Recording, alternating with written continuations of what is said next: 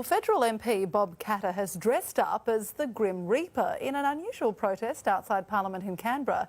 Kerry Yaxley spoke with him. Mr Katter, what's with the outfit?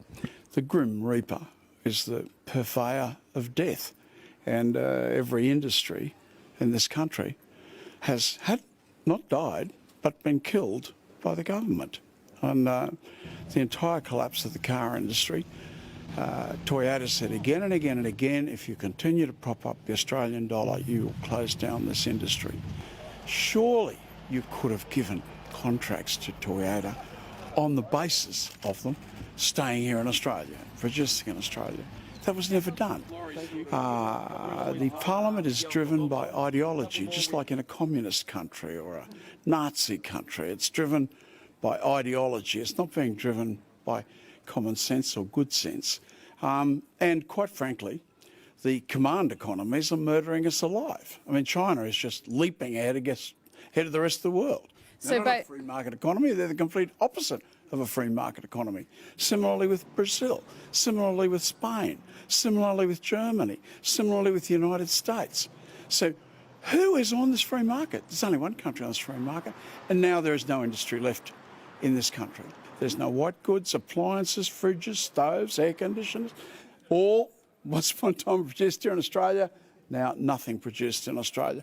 I'll bet London to a brick on this outfit comes from overseas. So you've put this outfit on to get the government's attention. To do what exactly? What do you want them to do?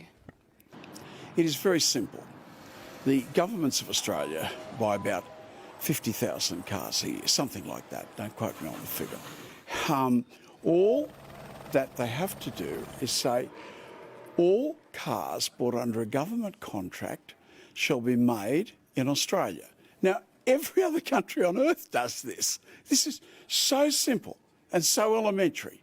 But if you're driven by ideology, oh no, we can't do that, mortal sin, you know, you'll be damned in hell forever.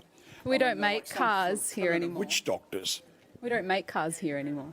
Hey, that is correct, right? So what you do is you say all of the cars bought under a government contract will be purchased out of your factory if you open a factory here in Australia. Pretty simple. Will you wear this into the chamber for question time?